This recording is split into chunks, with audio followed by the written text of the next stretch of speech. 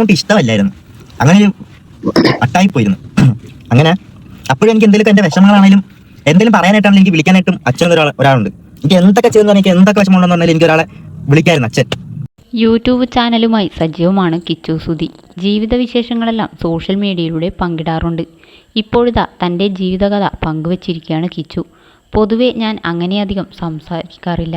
കുറേ പ്രശ്നങ്ങളൊക്കെ വന്ന് ഇങ്ങനെയായിപ്പോയതാണ്. 2014 ഞാൻ ജനിച്ചത്. ശാലിനി എന്നാണ് അമ്മയുടെ പേര്. കുട്ടിക്കാലത്തെ ഓർമ്മകൾ എന്താണെന്ന് വെച്ചാൽ രണ്ടുപേരും തമ്മിലുള്ള അടിയാണ്. അത് കണ്ടാണ് വളർന്നത്. എനിക്ക് 1.5 വയസ്സുള്ളപ്പോൾ അമ്മ വേറൊരാളോടൊപ്പം പോയി. പിന്നീടൊരിക്കൽ അച്ഛൻ സ്കൂട്ടറെടുത്ത് എങ്ങോട്ടോ പോവാനൊരുങ്ങി. എന്തോ മരിക്കാൻ എങ്ങാണ്ട് പോയതാണ്. ഞാനും വരുന്നുവെന്ന് പറഞ്ഞ് വാശി പിടിച്ചപ്പോൾ നീ വരണ്ടെന്ന് പറഞ്ഞു. ഞാൻ കരഞ്ഞു തുടങ്ങിയപ്പോൾ എന്നെയും കൂട്ടി. ലോറിയിലേക്ക് സ്കൂട്ടർ ഇടിച്ചെങ്കിലും ഞങ്ങൾക്ക് കാര്യമായ പരിക്കുകളൊന്നുമില്ലായിരുന്നു. 2-3 വയസ്സായപ്പോഴാണ് കൊല്ലത്തേക്ക് വരുന്നത്. അന്ന് അച്ഛൻ വേറെ കല്യാണം കഴിച്ചിരുന്നു. വീണ എന്നായിരുന്നു അവരുടെ പേര്. അതോടെ അച്ഛനുമായൊരു കോണ്ടാക്റ്റേ ഇല്ലാതായിപ്പോയിരുന്നു. അച്ഛനെപ്പോഴും അവരുമായി വീട്ടിലായിരുന്നു. ഒരു ടൈമിൽ വന്ന് എന്നെ കാണും.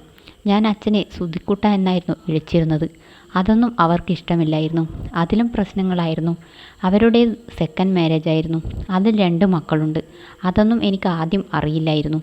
ഒരു സ്കൂട്ടർ എടുത്തപ്പോൾ അവരുടെ മക്കളുടെ പേരായിരുന്നു ഇട്ടത്. പ്രശ്നങ്ങൾ കൂടിയതോടെയായിരുന്നു അവർ പിരിഞ്ഞത്.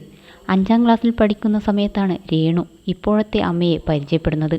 ആ സമയത്ത് നല്ലതായിരുന്നു. ഞങ്ങൾ നല്ല കമ്പനിയായിരുന്നു. എനിക്കിഷ്ടമാണോ ഞാൻ കല്യാണം കഴിക്കട്ടെ എന്ന് ചോദിച്ചിരുന്നു. വീട്ടുകാരൊക്കെ സംസാരിച്ചതിന് ശേഷമായിരുന്നു അവരുടെ വിവാഹം.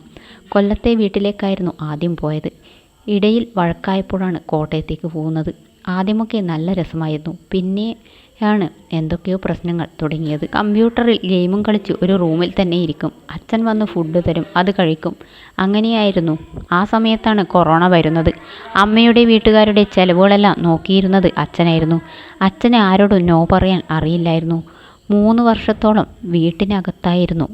കമ്പ്യൂട്ടർ വിറ്റ ശേഷമാണ് വണ്ടി വാങ്ങിയത്. വീട്ടുകാരുടെ സ്വഭാവമെല്ലാം ഒരുമാതിരിയായിരുന്നു.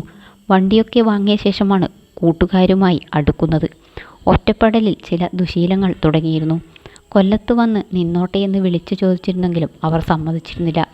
അച്ഛൻ ഷൂട്ടിന് പോകുമ്പോൾ എന്നെയും കൂട്ടുമായിരുന്നു. അപ്പോഴാണ് ഞങ്ങൾ സംസാരിക്കുന്നതൊക്കെ. ഞാൻ അച്ഛനൊപ്പം പോകുന്നത് അമ്മയ്ക്ക് ഇഷ്ടമല്ലായിരുന്നു. എന്താണെന്നറിയില്ല, ആർക്കും ഇഷ്ടമല്ലായിരുന്നു എന്നെ. എന്തൊക്കെ ചെയ്താലും വിഷമം വന്നാലും എനിക്ക് അച്ഛനെ വിളിക്കാമായിരുന്നു. ആ ഒരു ധൈര്യം എനിക്കുണ്ടായിരുന്നു. ഇടയ്ക്ക് ഞങ്ങൾ വഴക്കൊക്കെ കൂടിയിരുന്നു. അത് കഴിഞ്ഞ് പിന്നെയും ഒന്നാവും. അങ്ങനെയായിരുന്നു. അച്ഛനായിരുന്നു എൻ്റെ ജീവിതത്തിലെ എല്ലാം എന്നും കിച്ചു പറയുന്നു.